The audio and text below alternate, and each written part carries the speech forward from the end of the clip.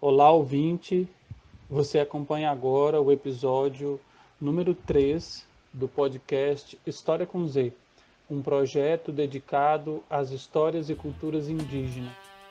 Este podcast é feito por Tori, palavra que os indígenas Javaé usam para se referir a nós, pessoas não indígenas. Trata-se de um projeto de extensão da Universidade Estadual de Goiás, UEG, e é também uma iniciativa do Grupo de Trabalho de Ensino de História e Educação da Associação Nacional de História, Seção Goiás. Este programa tem a intenção de ser um momento de formação nossa, aqui da equipe que produz os programas, mas também de você que nos acompanha. O grão que sai desse estado tem sangue indígena.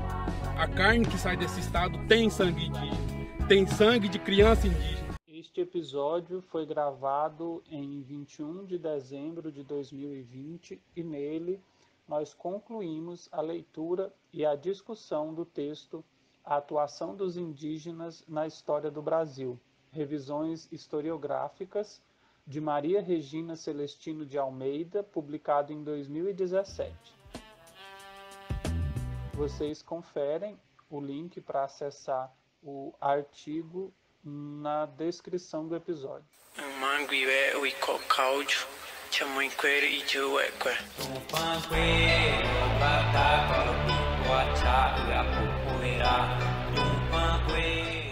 Olá, galera, estamos aqui mais uma vez no podcast História com Z. E eu, Juan Lucas.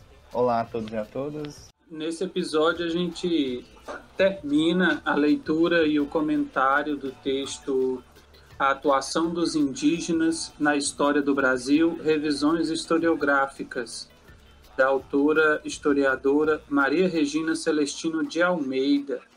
Nós já gravamos 2 episódios que vocês podem acompanhar e é ideal que vocês ouçam os episódios anteriores, né, para ter uma sequência lógica.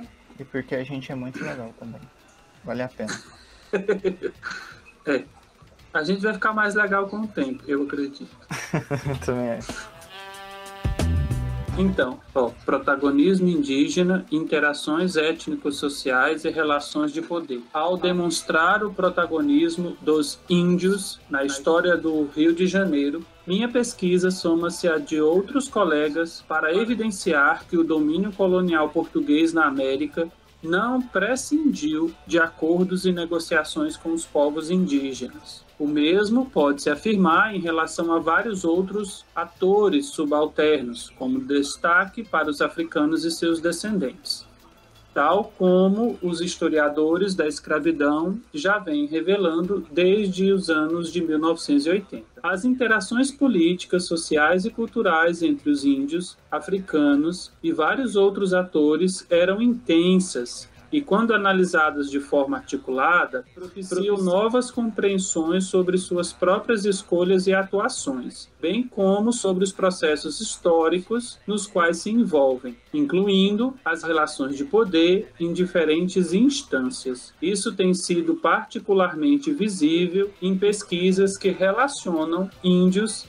e africanos. Sobre isso, vale destacar a reflexão de Silva Lara, apresentada na abertura do 4º Encontro Internacional de História Colonial. Em instigante texto, no qual demonstra que as relações e acordos com as populações do Novo Mundo foram indispensáveis para a instalação do domínio português nas terras da América e para a exploração de suas riquezas. Lara, 2014, página 12. Abordando os complexos e indispensáveis acordos do rei de Portugal com os africanos, na colônia e na África, e alguns dos mais recentes estudos da história indígena. A autora evidencia a importância do diálogo político entre os agentes da colonização, os africanos e os índios, sem o qual o domínio colonial não poderia ter se estruturado e se mantido ao longo do século. Lara, 2014, página 8. E vai além ao afirmar que esse diálogo deve ser compreendido, levando-se em conta os significados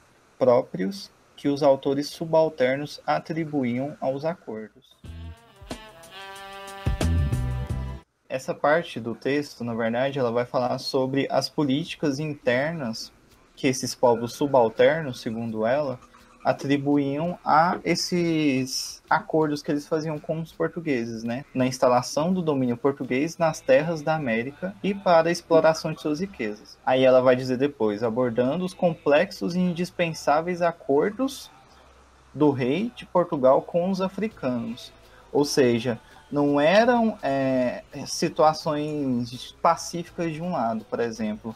Não era uma relação que os africanos não tinham suas próprias políticas e seus próprios interesses também, né? Isso. Então, ela enfatiza muito, inclusive, isso dentro do texto, só que puxando para as relações indígenas, né?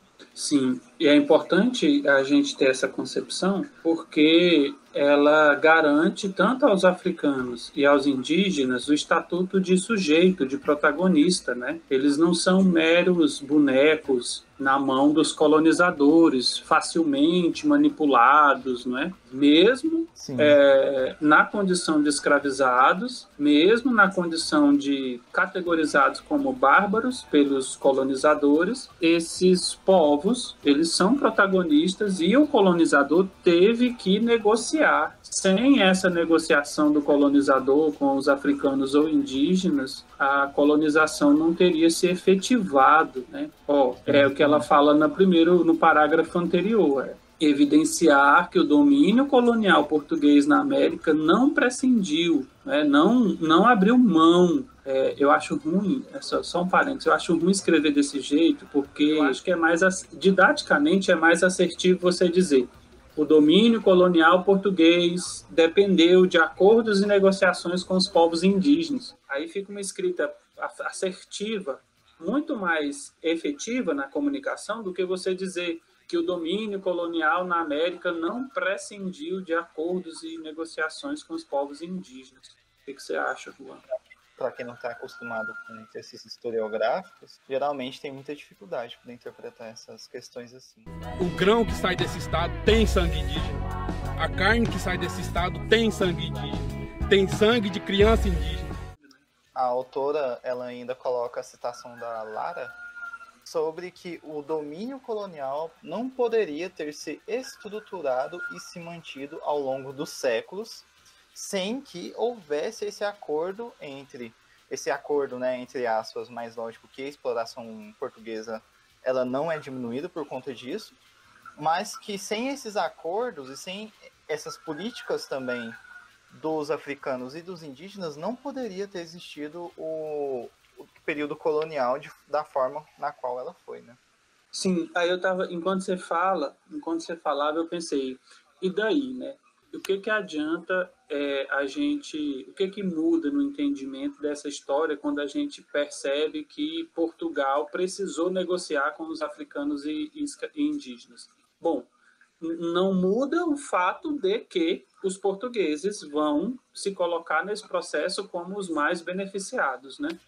Os senhores do poder, mas é muito importante a gente perceber, eu acho que o aspecto mais importante dessa discussão é a gente perceber que no processo de opressão, de violência, a pessoa oprimida e violentada, ela não está totalmente destituída de agência, de capacidade de negociação. Aí a gente pensa, mas o que adianta, né? Se o cara está me oprimindo, se ele está sendo violento comigo, o que adianta eu ter capacidade de agência, de negociação? Bom, adianta muita coisa, porque você pode interferir nesse processo de opressão, vamos supor, tentando tirar algum proveito, tentando responder algum interesse seu, tentando resolver alguma questão prática, né? E isso, eu acho que isso é esperançoso, porque permite que a gente entenda que os processos de opressões e de violências, eles não são totalitários, entende? Eles não são deterministas ao extremo, né? Mesmo submetido a um processo de opressão e violência, é possível, existe, né? Não é possível, existe condições de agência, existe condições de negociação, porque se não for assim, pensa comigo, aconteceria muito próximo ao que aconteceu na América do Norte, né, de total extermínio da população indígena. Bom, nós também tivemos um extermínio profundo da população indígena, mas é notório na cultura brasileira a presença, mesmo que seja uma presença abstrata, mesmo que seja uma presença diluída, a presença indígena na formação dessa sociedade, né? Nos nossos saberes, na nossa alimentação, no nosso vocabulário, na nossa relação de alguma forma, né? Na nossa relação com o território. Acrescenta, na verdade, muitas coisas à nossa história que a gente não tem até hoje, né, inclusive. Perfeito. Isso mesmo. Pelo menos nos obriga a estudar essa história e a produzir essa história a partir de outros referenciais, né? E isso é muito bacana porque vai trazer novas informações e novos conhecimentos, né?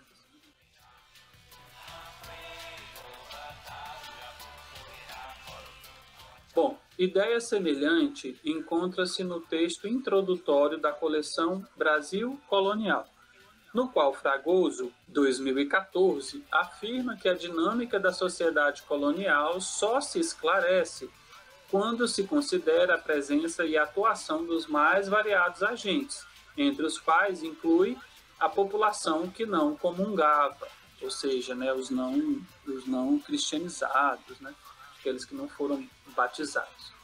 Segundo ele, para além dos europeus, ilhéus dos Açores, da Madeira, que são ilhas, né, africanos, muitos mamelucos e índios convertidos. Devem-se considerar também os índios bravos que ocupavam os arredores dos povoados. Ela citou aqui o Fragoso, 2014, página 10. Ideias como essas, afirmadas por dois renomados historiadores em textos introdutórios para a apresentação dos debates e trabalhos de conceituados especialistas de nossa história colonial, são significativas quanto à importância de valorizar o protagonismo de atores que por tanto tempo foram negligenciados em nossa historiografia. Esses dois historiadores é o Fragoso e a Silvia Lara.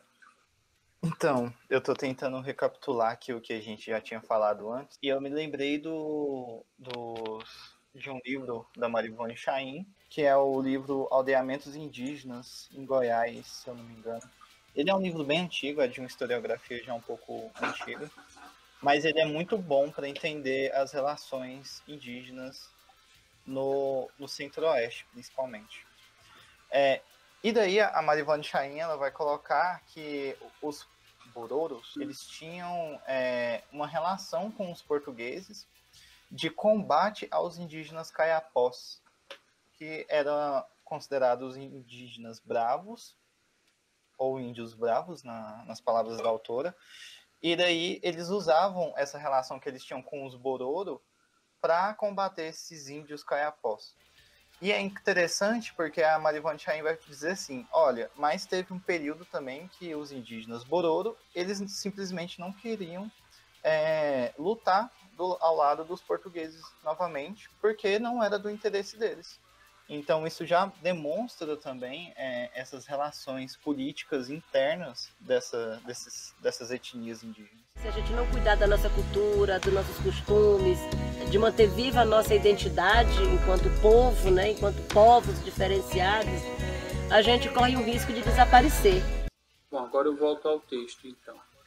Duas questões mencionadas por eles já vêm sendo abordadas de forma articulada e complexa. Duas questões mencionadas por eles, né, a Silvia Lara e o João Fragoso, já vêm sendo abordadas de forma articulada e complexa pela história indígena e pela história da escravidão, propiciando novas leituras sobre as relações de poder na colônia.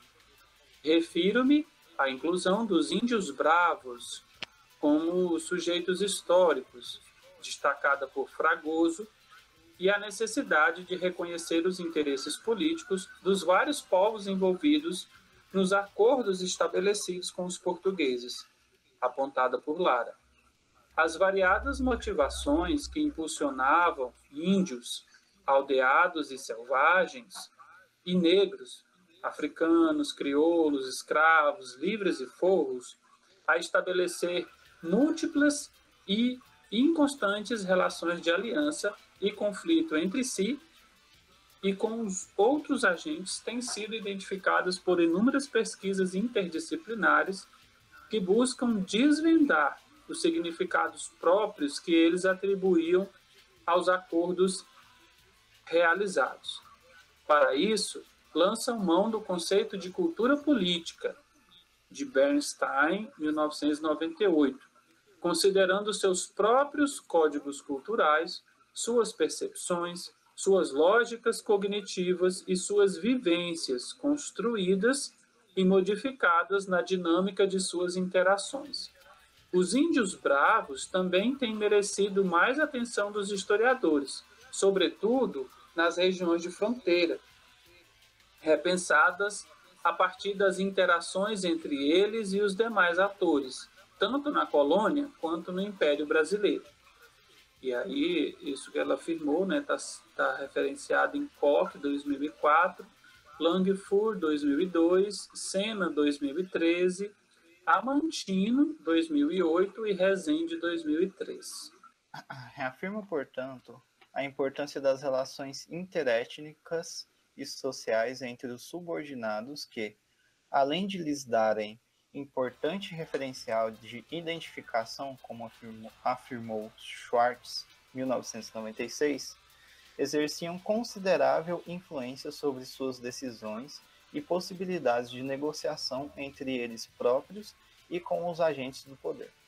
Agentes do poder, no caso, os portugueses, né? Uhum. Afinal, as funções de defesa na colônia eram essenciais para a coroa e o temor aos rebeldes, fossem eles índios bravos, quilombolas ou escravos fugitivos, levava autoridades a fazer concessões aos demais subalternos que os combatiam. Aí vem aquelas relações que a gente havia debatido mais cedo, né? Da aliança de indígenas, né, com a política própria, com os portugueses, por exemplo. Então, eles se aproveitavam dessas políticas. Estes, por sua vez, sabiam aproveitar as oportunidades de negociar. Autoridades, senhores e índios, aldeados e selvagens, uniam-se na perseguição aos quilombolas e aos escravos fugitivos, tal como os escravos negros associavam-se às autoridades e senhores para lutar contra os chamados selvagens.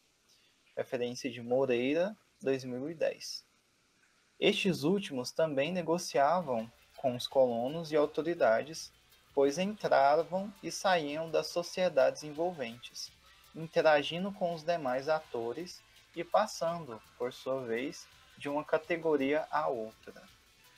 Ao analisar de forma conjunta índios aldeados, índios selvagens, quilombolas fugitivos, degredados, missionários e autoridades locais e distantes, buscando identificar os interesses variados que os impulsionavam, vários estudos localizados complexificam as redes de relações sociopolíticas localmente engendradas e demonstram como seus efeitos repercutiam em esferas políticas muito amplas, tanto na colônia quanto na metrópole. Referência de Amantino, 2008, Gomes, 2005, Schwartz, Langford, 2003 e Garcia, 2009. Então, tem uma coisa que eu queria falar já desde quando a gente começou a ler o texto, que é sobre um conceito que está muito... que vem... as pessoas estão falando bastante sobre ele, que é o de interseccionalidade, né? É um conceito que tem origem no pensamento feminista negro estadunidense, mas que outras pensadoras, como a Lélia Gonzalez, por exemplo, já apresentavam, né, no seu pensamento, que é de fazer uma análise a partir de várias perspectivas, né? fazer uma análise envolvendo, ou avaliando, ou relacionando diferentes sujeitos e como essas ações elas perpassam diferentes sujeitos de diferentes formas. A gente vai ter um resultado diferenciado, né? Vai entender esse processo de forma mais complexa.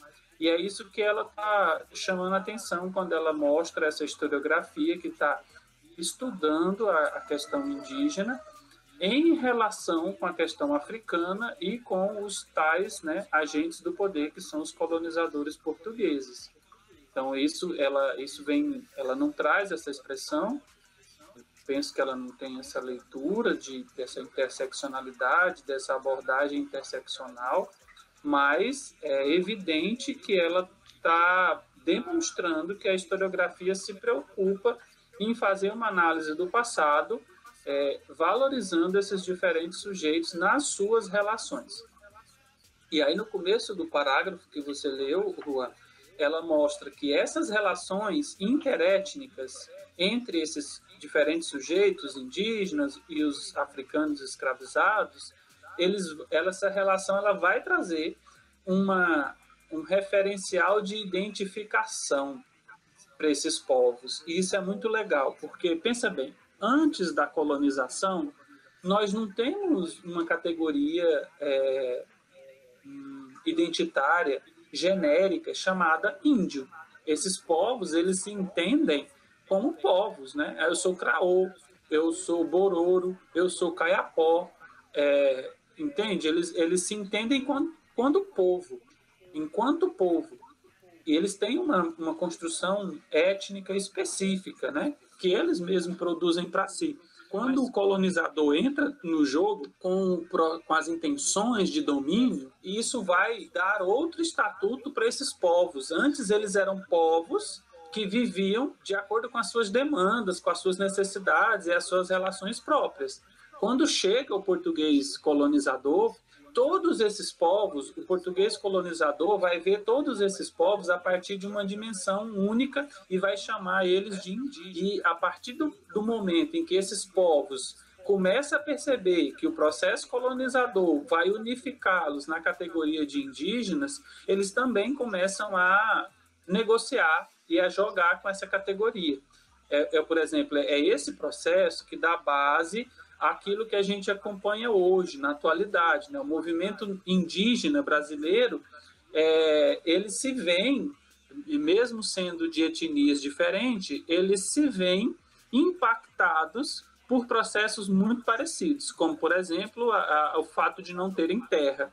E daí esses povos diferentes, indígenas, se reúnem dentro de uma categoria, dentro de um movimento, para reivindicar aquilo que é comum entre eles, como, por exemplo, a necessidade de ter terra demarcada, né? Isso também acontece com os africanos. O processo escravizador traz de África, né? Os traficantes escravizadores trazem de África diferentes etnias, que, inclusive, etnias e povos que nunca tinham tido relações comerciais ou qualquer outro tipo de relações em África e que serão colocados juntos no processo de captura, de tráfico transatlântico, mas, sobretudo, no trabalho compulsório, escravizador aqui na América. E daí eles começam a perceber que o fato de estar na condição de escravizado vai criar entre eles algo que é único, algo que é comum, melhor dizendo, né? E daí começa a se criar uma categoria identitária chamada escravo.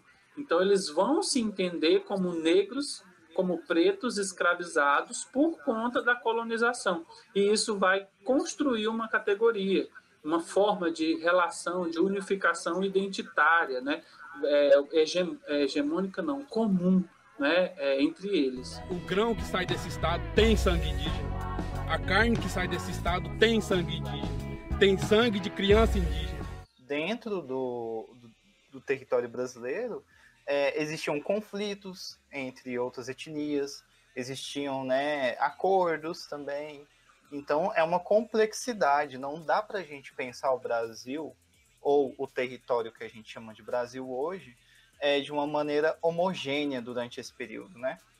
É só com o movimento da escravização e desses aldeamentos que se começam em um sentido muito mais de identificação e de defesa contra esses processos do que um sentido de unificação ou de um sentido de brasilidade, digamos assim.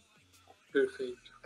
Não sei se eu fui claro, mas... Juan, isso é muito... A gente, não vou me aprofundar muito nesse debate, mas o que esse debate tem a ver? Por que é importante a gente saber disso? Porque quando a gente traz esse debate para o presente, nós não podemos tirar do seu contexto histórico esses processos identitários, tanto indígena quanto negro, né? Porque se eu falo em movimento indígena brasileiro, é a APIB, né? Associação Brasileira de Povos Indígenas, né? Do Brasil, ou se eu falo em movimento negro unificado, MNU, ou se eu falo em categorias, né? Por exemplo, que são muito importantes para a articulação sociopolítica dos negros e dos indígenas, e eles se dizem, né? Negros e pretos, é importante perceber que essa categoria identitária ela surge num contexto de violência e exploração, e é esse contexto de violência e exploração que vai dar origem tanto à categoria indígena quanto à categoria negro. Então, hoje, na organização, eu não estou querendo cagar regras políticas de organização política para ninguém, mas é importante a gente perceber que tanto a categoria indígena quanto a categoria negro ou preto, como se vem discutindo mais agora, né, são categorias que têm um contexto histórico e, portanto, elas nunca devem ser essencializadas e elas nunca devem ser tiradas do seu contexto. Por quê? Porque o que a gente visa é a superação da necessidade de se usar essas categorias identitárias para resolver problemas políticos do presente. A gente visa uma sociedade pós-racializada, tanto em questão à negritude quanto em questão aos indígenas, né? É justamente por isso, porque essas categorias elas só têm razão de ser, tanto indígena quanto negro, por conta desse conceito de exploração. Se a gente muda e se a gente supera essa exploração, tanto do racismo em relação aos indígenas, quanto do racismo em relação aos negros, não tem mais necessidade de se operar com as categorias indígenas e negras.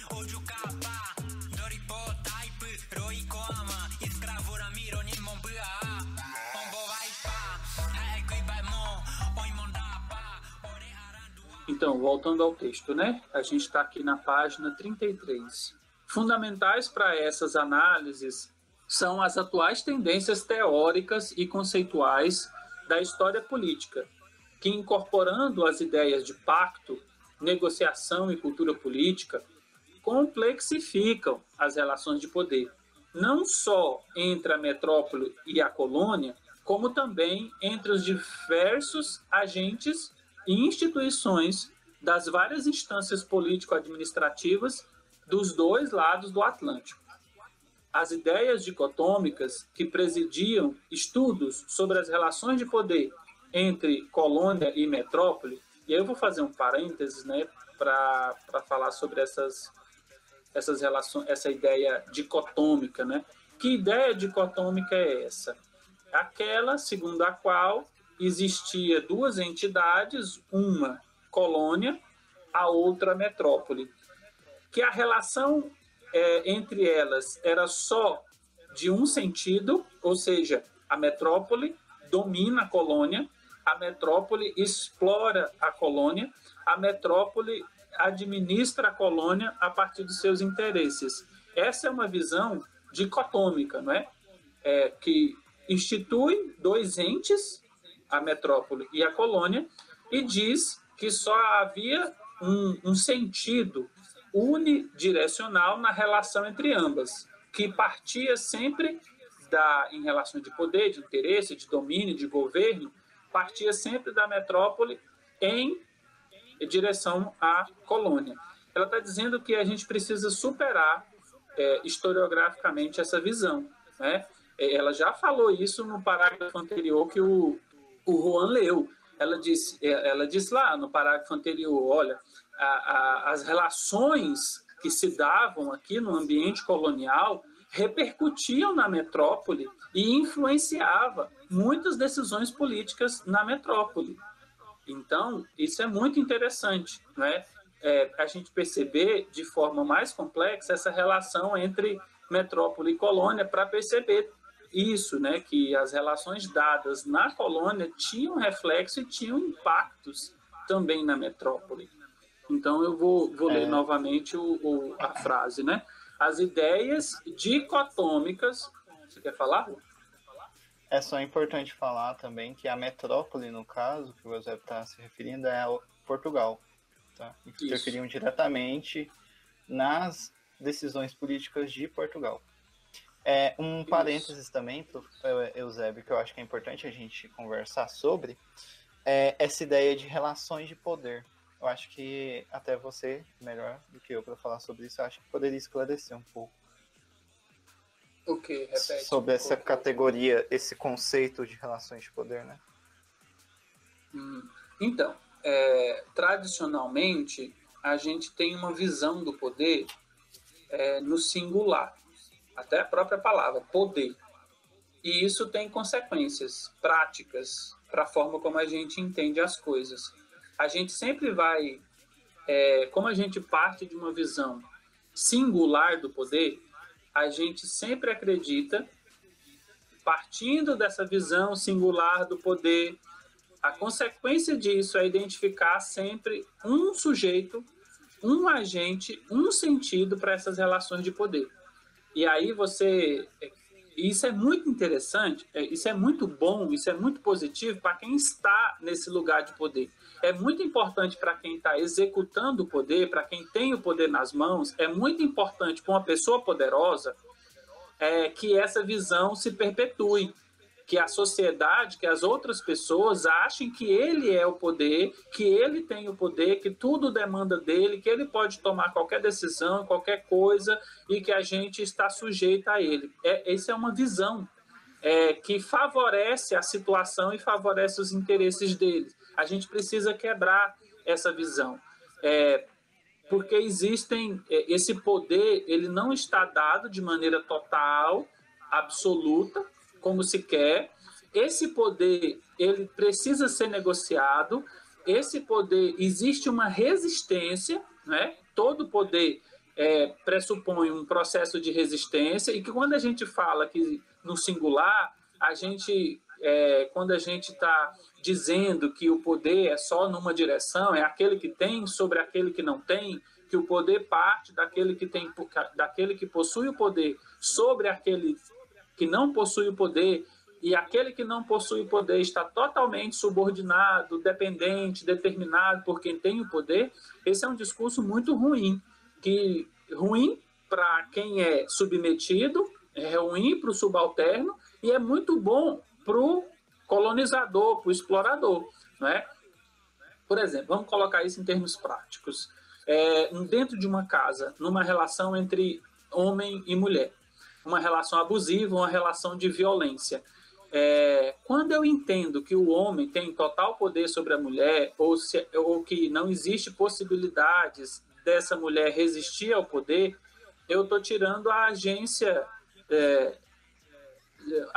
mesmo, a condição de sujeito dessa mulher, de resistir a esse poder. E também eu estou tirando a possibilidade de entender que as mulheres têm formas de se articular, mesmo na relação com o seu opressor, para resistir a esse poder e superar esse poder, né? Então, quando eu penso não em termos singulares de poder, mas quando eu penso o poder de forma relacional, isso é uma ferramenta teórica, mas também é uma ferramenta política, que me permite perceber que esse poder pode ser enfrentado, que esse poder não é totalitário, que esse poder não é tão grande como se quer que ele seja, principalmente na boca dessa pessoa que detém o poder. E isso se dá nessa relação entre colônia, Brasil, né, e metrópole Portugal. Então, é importante que a gente perceba que as relações dadas no Brasil também vão impactar e direcionar as decisões políticas que a coroa real tomava, né? As decisões políticas. E isso é bem legal. Vou tentar trazer um exemplo aqui. Por exemplo, o Bolsonaro ele fica acompanhando a repercussão das decisões, das medidas provisórias dele. Mesmo quando ele aprova essas medidas provisórias, existe um acompanhamento da opinião pública. Então, dependendo de como a opinião pública recebe essas decisões, ele muda o comportamento, né? E isso é bacana a gente perceber que ele é o chefe do governo, ele é chefe do poder executivo, ele pode produzir medidas provisórias e ele tem o poder para isso, e essas medidas provisórias vão valer por 120 dias, né, se elas não forem aprovadas pela Câmara e pelo Senado. Então, se a gente pensar só dessa forma, a gente valorizaria demais esse lugar do poder do governador, do prefeito, do presidente. Mas, quando a gente olha que a pressão e a organização popular pode pressionar essa posição, a gente passa a perceber que esse poder do governo federal, ou do governo do estado, ou do governo do município não é total. Ele tem o poder de produzir medidas provisórias, mas a população vai se posicionar diante dessa medida provisória, fazendo inclusive que ele volte atrás em algumas delas.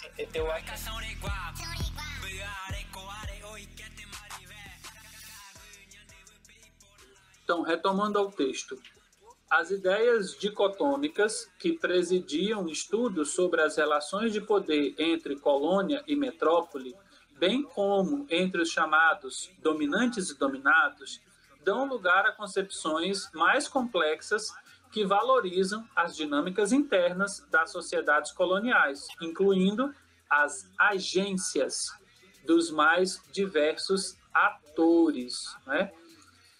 Agência e ator é uma dimensão abstrata, é uma dimensão conceitual, né? A agência é a capacidade do indivíduo agir e de ele ter autonomia e controle sobre a sua ação. Então, quando eu falo em agência, eu estou chamando para a conversa essa dimensão que as pessoas têm na sua capacidade consciente de tomar suas decisões. Então, eu sempre lembro disso toda vez que diz assim, eu tenho uma raiva, eu tenho um ódio, eu carro num ódio, quando tem um professor que diz assim, professor fulano de tal está fazendo a cabeça dos estudantes. Ou então, quando diz assim, os estudantes estão fazendo determinada coisa porque estão sendo influenciados por professor fulano ou professora Beltrana. Gente, isso é tão errado, isso é tão ruim, porque tira a condição do sujeito estudante, as condições intelectuais, cognitivas e de interesses, né? Porque a gente toma decisões não só decisões boas, decisões que são legais para a gente toma decisões, às vezes, guiados por razões práticas, tem que resolver alguma coisa, tem que ganhar ali uma grana, tem que ter algum benefício. Então, quando eu digo que o professor está influenciando, ou que influenciando talvez influencia, né? Mas que está determinando a decisão dos estudantes, você está tirando a agência dos estudantes e a capacidade que os estudantes têm de tomar suas decisões erradas ou certas, whatever, né? Isso é outro ponto, isso é outra questão, mas que são decisões que respondem a necessidades imediatas que esses estudantes estão passando. Eu estou trazendo aqui o exemplo dos estudantes, porque a gente vê demais isso no ambiente universitário, né, no movimento estudantil, na relação do movimento estudantil com alguns professores. Volta e meia, a gente está taxando os estudantes de que alguma decisão dos estudantes foi determinada pela influência de tal professor. Ou está tirando a legitimidade dessas ações porque diz que eles estão seguindo alguém. Por exemplo, esse lance da ideologia de gênero, né? Fica imaginando que os professores têm total poder sobre a cabeça dos estudantes e que se o professor, a professora falar de gênero, vai determinar o pensamento dos estudantes, vai determinar a ação e a ação prática dos estudantes. Isso é uma visão absurda. Tá? Eu ia falar, quem dera os professores tivessem esse poder, mas não vou falar, tá? Esse poder não existe, primeira coisa, ele não existe. Segunda coisa, se ele existisse, ele era totalmente errado, porque ele era totalitário, ele era total, isso é uma visão absurda. Então, a gente precisa falar sobre essa dimensão relacional do poder, porque quando um idiota abrir a boca para dizer kit gay, o professor está dogmatizando, doutrinando, né? Professor doutrinador. Gente, essa visão de professor doutrinador coloca os estudantes numa situação de ameba, numa situação de desprovido totalmente de inteligência, desprovido totalmente de agência, né? Para voltar no texto aqui, porque a gente está usando a ideia de agência. Não existe isso. Tá? Pode influenciar? Pode, mas não é uma determinação. Uma coisa é influência, outra coisa é dogmatizar, é doutrinar, é determinar. Então, sabe, a gente precisa aprender a diferença entre esses processos, né? Existem processos totalizadores? Existem, mas eles estão muito difundidos, tá? Eles estão difundidos nas estruturas sociais. Por exemplo, o racismo é um processo que se quer totalizador, mas que não é, graças à organização das pessoas negras. O machismo é um poder que se quer totalizador, mas mesmo assim não é, porque as mulheres se organizam para enfrentá-lo, né? Então não existe essa dimensão total. O poder não é uma totalidade. E não e isso, olha, isso é legal a gente falar e muito importante. Acreditar que o poder é uma dimensão total só favorece quem está no lugar de poder.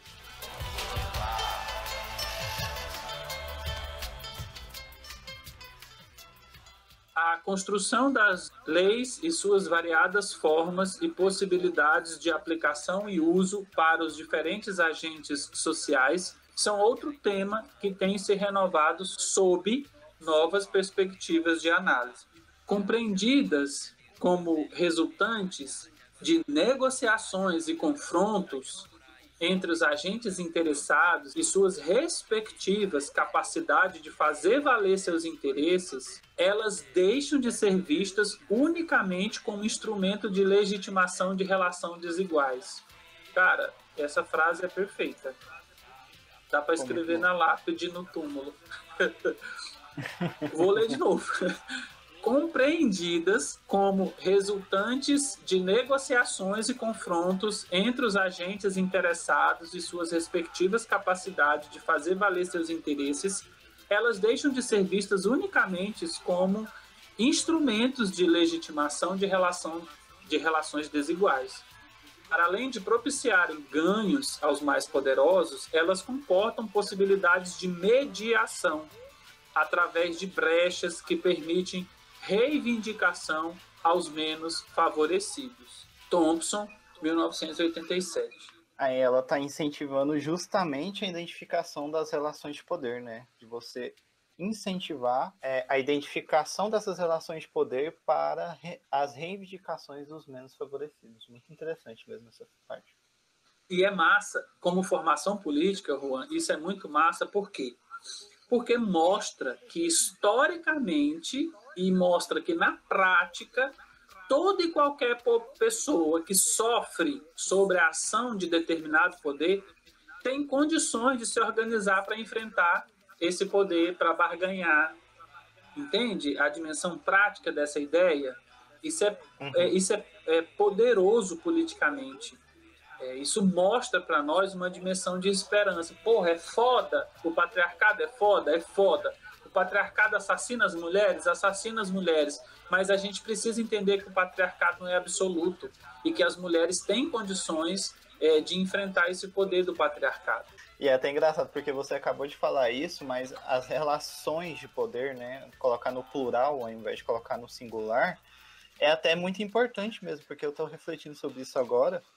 E porque a gente tem essa em mente de que o poder ele só está em uma instância da vida, só está no poder de quem é presidente, de quem está governando de alguma forma.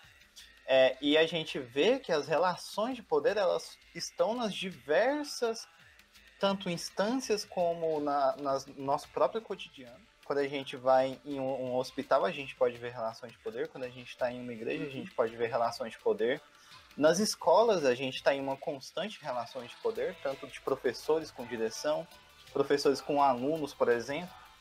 Então, as relações de poder, elas são importantes até para a gente entender e saber interpretar o mundo de forma consciente. Que não existe uma pessoa totalmente poderosa e não existe, e por outro lado, não existe uma pessoa totalmente desprovida de poder. O topo da pirâmide do privilégio social é o homem branco, cristão, classe média, hétero, cis. Esse é o lugar de poder hegemônico na sociedade. Mas quem está hierarquicamente abaixo do homem branco, a mulher branca ou o homem negro, né? E quem está abaixo do homem negro? A mulher branca. E quem está abaixo da mulher branca? A mulher negra. E aí é importante a gente perceber que mesmo existindo essa hierarquia, que muitas vezes ela funciona só de forma didática para a gente criar condições de entender a realidade, tá?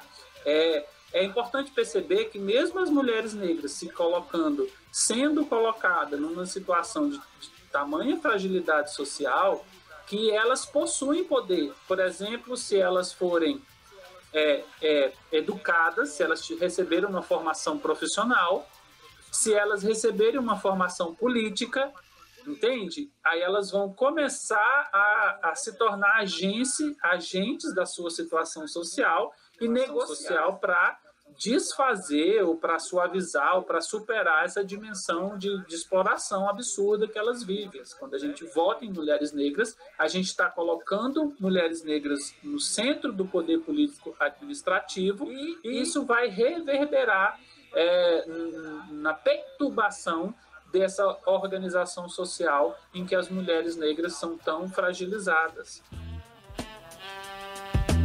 Os inúmeros estudos sobre as múltiplas formas de atuação dos indígenas, africanos e seus descendentes na colônia em defesa de seus interesses ancoram-se nessas concepções e, ao mesmo tempo, contribuem para reforçá-las. Analisar todos esses grupos de forma conjunta nos permite, portanto, perceber como suas relações de aliança ou rebeldia com os poderes constituídos propiciavam a uns e outros maiores ou menores possibilidades de negociação. Desafios, pressões e acordos exercidos pelos subalternos influenciavam decisões dos agentes de diferentes instâncias do poder civil e eclesiástico, local e metropolitano. E as próprias leis que se construíam se adaptavam ou se anulavam. Em que interessa a metrópole, ela vai ser normalizada. Por exemplo, o caso do contrabando de ouro. Internamente, nas regiões das minas, os mineradores e os trabalhadores,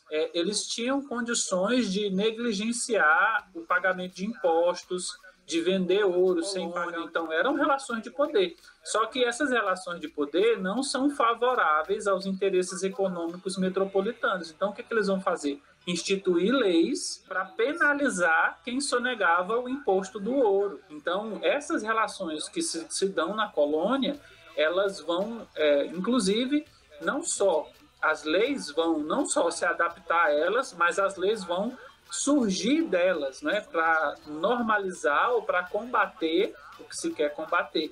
E muitas vezes, algumas leis que vão ser anuladas, que ela coloca isso. Ó. As leis se construíam, se adaptavam ou se anulavam. Então, essas relações de poder, elas são tão importantes que elas podem, inclusive, não fazer valer as determinadas leis. E aí eu estou lembrando agora das leis que proibiam a escravização indígena. E nós temos uma série de leis de um intervalo de 40 anos. Nós vamos ter 4 leis publicadas na colônia brasileira por Portugal, são leis metropolitanas, que vão proibir a escravização indígena. No intervalo de 40 anos, eu vou ter 4 leis falando a mesma coisa. É proibido escravizar indígena. Passa um tempo, outra lei. O que é essa reedição de leis diferentes com o mesmo teor proibindo a escravização indígena, me mostra que continuava se escravizando indígenas. Então essas leis eram nulas, né?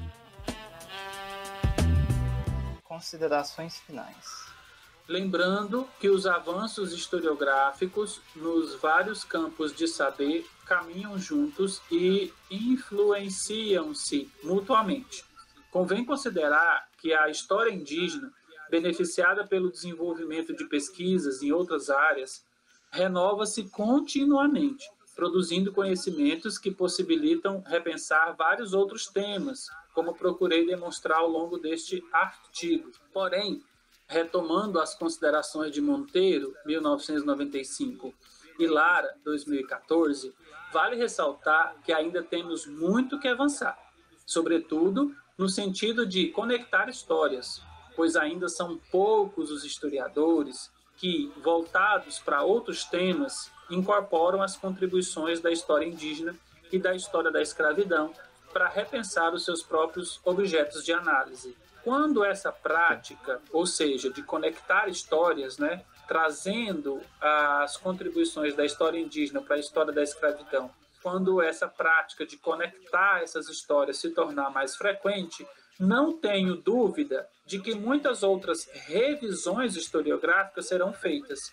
Muitas outras páginas da nossa história serão reescritas e os índios poderão, talvez, ter um futuro melhor. Monteiro, 1995. A gente falou isso em algum momento ao longo desses episódios passados, né? Que a história, o compromisso da história com o futuro. A gente estuda o passado para tentar interferir no nosso futuro, produzir um futuro mais justo, mais democrático, com menos violência. Então, é para isso que a gente estuda a história. O historiador volta o seu olhar ao passado, mas ele está olhando, ele está compromissado, né? Por mais que ele está olhando o passado, ele está fazendo isso porque ele quer um entendimento, né? Ele quer construir um futuro diferente. Óbvio, né? Isso vai depender dos valores que guiam esse historiador. O nosso compromisso de historiadores é com o futuro. O passado é só uma estratégia e a gente sempre parte do presente. Redundante, talvez, para nós historiadores, mas para, sei lá, quem está ouvindo, né? É importante fazer essa ressalva aqui. E aí, para fechar o comentário desse parágrafo, importa dizer, por exemplo, vamos supor o Juan. O Juan está fazendo um estudo no século XIX, no século XX, sobre um artista aqui da cidade de Goiás. Um artista plástico, né, que fazia desenhos, fazia telas, pinturas. Aí tá, o Juan está estudando esse artista, está estudando, ele construiu várias questões para responder, estudando esse artista, papapá. Juan, se você estuda esse seu tema, mas se você traz informações sobre história indígena ou história africana para o seu tema, você vai perceber coisas diferentes, você vai perceber dimensões diferentes. Uma dimensão básica, por exemplo, vamos supor que o Otto Marx não fale absolutamente nada na sua produção artística sobre indígena. Isso é um fato, isso é um dado, isso é uma informação, isso importa em alguma coisa.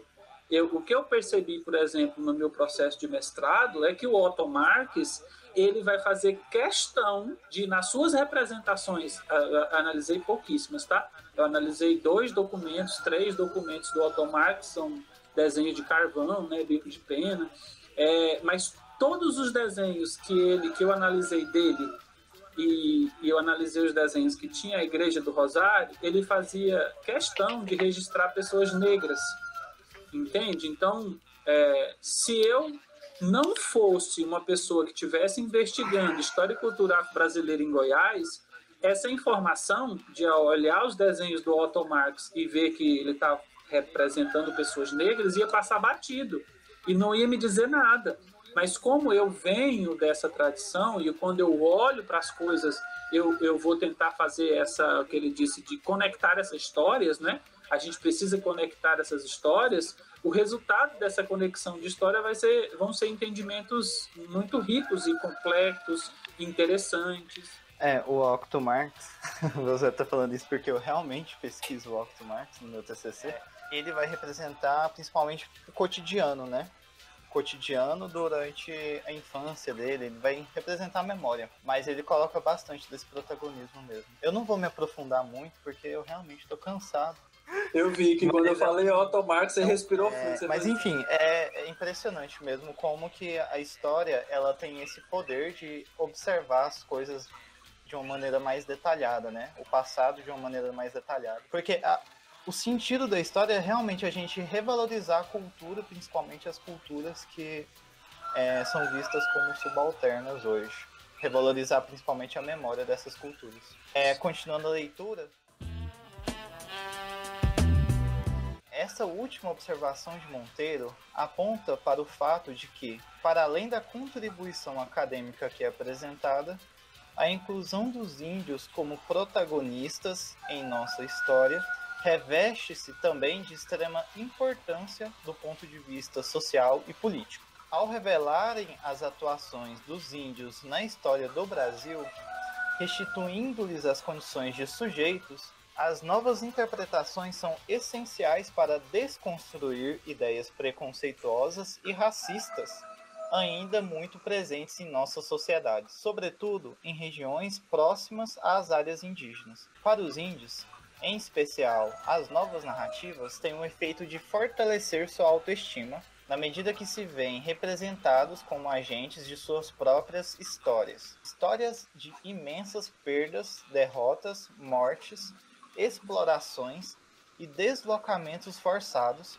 porém histórias também suas, nas quais não deixaram de atuar, nem tampouco se anularam enquanto grupos distintos. Eu acho que essa é a principal questão desse texto.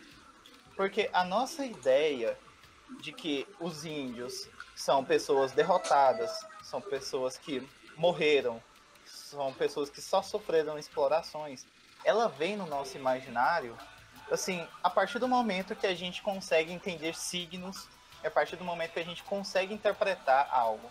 Porque o sentido de estranheza, até porque eu me sinto mal com isso, o sentido de estranheza quando eu vou interpretar a cultura indígena, eu vou conviver ou ter algum tipo de relação com alguém que é indígena, mostra o quão eles naturalizam esses preconceitos na nossa sociedade, inclusive no nosso ensino de história, que tem muito pouco da cultura indígena, mesmo sendo lei a gente estudar a cultura indígena e afro-brasileira. E isso é uma revolta que eu tenho constante, inclusive com a história. Porque a nossa história, e até mesmo esse texto sendo do final do século XX, até hoje esse texto ele ainda não teve o seu efeito primordial, que é a gente valorizar essa história. Porque hoje ainda a gente estuda a história indígena e história afro-brasileira, história da África, de maneira muito defasada. De maneira ainda que a gente não consegue compreender a complexidade dos costumes e a complexidade das relações políticas que esses povos têm. Se esse historicídio é prejudicial para nós não indígenas, socialmente, né, não indígenas, imagina para a compreensão de si dos próprios indígenas. Imagina esses indígenas estudando essa história em que eles são ausentes, em que eles são mortos, em que eles não têm importância, em que eles não têm história, em que eles não fizeram nada de importante no passado, não têm protagonismo histórico. Isso vai afetar imediatamente a visão que eles têm de si mesmos. Isso vai afetar os processos de subjetivação dessas pessoas, vai afetar o que a autora chama de autoestima também, não é?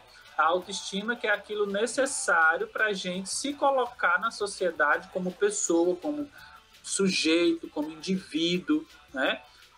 E essas sociedades que têm a sua autoestima constantemente destruída são sociedades e são povos mais fáceis de serem dominados, né? Então, se os indígenas não têm a sua autoestima consolidada, vai ser mais fácil ensinar para eles e ensinar para todo mundo que eles não têm importância, que eles não são ninguém, que inclusive eles nem são indígenas, então eles não precisam de terra, ou que eles são preguiçosos, então eles não precisam de terra, mas sempre vai ter uma construção, né, de sentido para dizer negativamente que eles não são pessoas, que eles não têm história, que eles não têm protagonismo. Isso vai facilitar o domínio dessas pessoas indígenas, né? E até o desaparecimento dessas culturas também. Aliás, o desaparecimento é resultado, né, desse processo da história, desse historicismo. Se a gente não cuidar da nossa cultura, dos nossos costumes, de manter viva a nossa identidade enquanto povo, né, enquanto povos diferenciados, a gente corre o risco de desaparecer. Aqui na página 34, o último parágrafo. Além disso, o conhecimento do passado e de suas próprias trajetórias é um relevante instrumento de luta para os povos indígenas, que desde o período colonial têm lançado mão desse recurso para reafirmar os seus direitos. Tá vendo? Então, conhecer a história é fundamental para a gente reivindicar os nossos direitos. Não à toa, muitos deles estão entrando nas universidades e escrevendo suas próprias histórias. Para os não-índios, por sua vez, as novas compreensões sobre as complexas e diferenciadas trajetórias dos índios na história do Brasil podem ter duplo efeito. Além de levá-los a abandonar preconceitos e discriminações causados por tantas ideias equivocadas, podem também fornecer-lhes elementos para que reconheçam os legítimos direitos dos índios, levando-os, quem sabe, a substituir discursos de oposição e violência pelo apoio às suas causas. Então, esse duplo efeito, gente, é tanto para os próprios indígenas, para eles se entenderem como protagonistas, para eles se entenderem como sujeitos de direitos, mas também para os não indígenas, para perceber que a causa deles é importante, porque a sociedade, grosso modo, muitas vezes, não reconhecendo a importância dos indígenas, não concorda com o fato de que eles são indígenas, ou de que eles precisam das terras demarcadas, ou de que eles têm direitos. Essa história conectada e que valoriza o indígena como agente do seu processo histórico vai ter um efeito tanto sobre os próprios indígenas quanto sobre os não indígenas, né? Se pensarmos quantas gerações foram educadas com base em ideias negativas e preconceituosas em relação aos povos indígenas, povos que agora reivindicam terras, culturas e direitos próprios garantidos pela Constituição de 1988, podemos ter uma ideia do tamanho do prejuízo, do quanto há de reparar e da importância dessa revisão historiográfica de que nos falava Monteiro em 1995.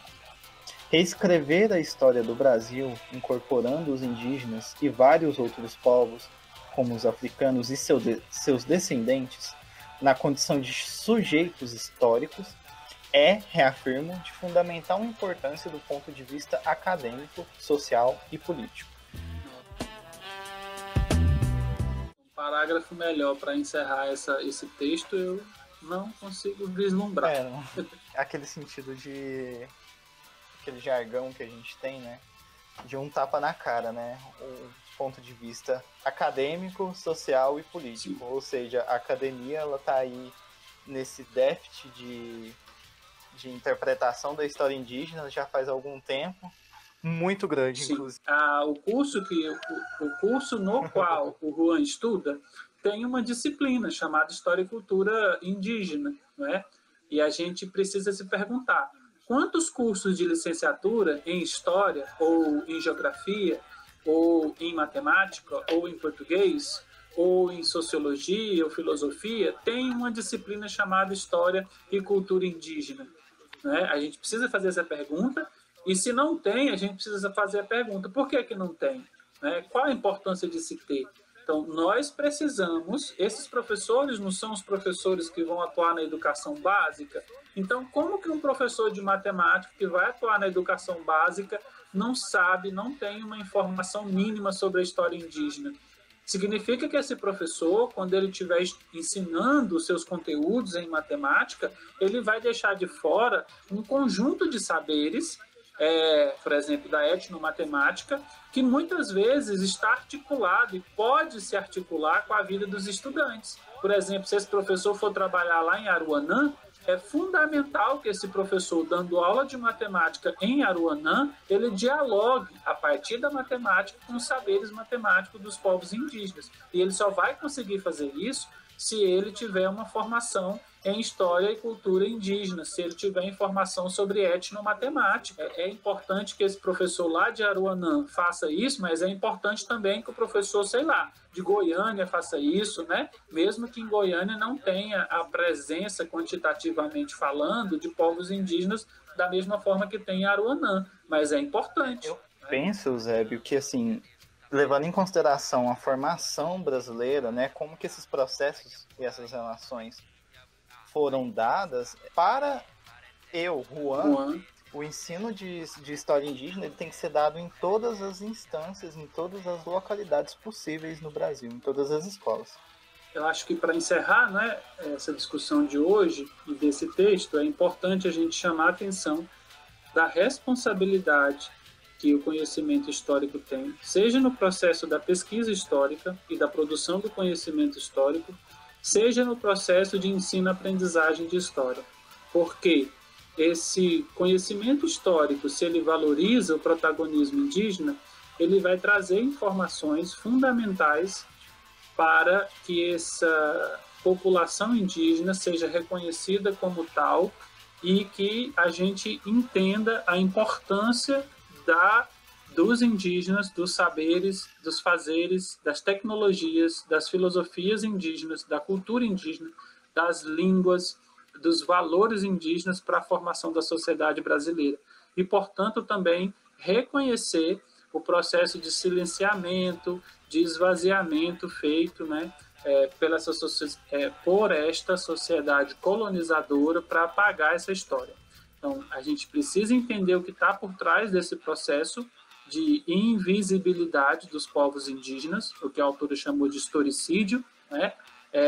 Quais os interesses e o que isso provoca para poder combater essa prática. E cabe a nós, pesquisadores de história, dialogar, conectar, seja independente do seu tema de pesquisa, como a autora trouxe, é importante a gente conectar os nossos temas de pesquisa a essa perspectiva de diálogo com a historiografia sobre os indígenas no Brasil. E também cabe a nós, professoras e professores de história, trazer essa historiografia conectada, né, trazer esses conhecimentos históricos sobre a história indígena para a gente romper com essa visão folclorizada, limitada, exoticizada que existe na escola sobre os povos indígenas.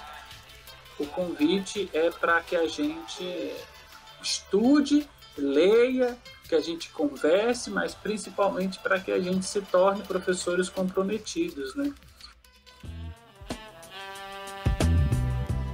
Bom, então tá bom. Tem mais alguma coisa? Não, é só dizer tchau pro pessoal agora. Valeu, então, galera. Até o próximo episódio. E se cuidem e fiquem em casa. É isso aí. Abraço, Juan. Obrigado, viu? Abraço, Zé. Obrigado.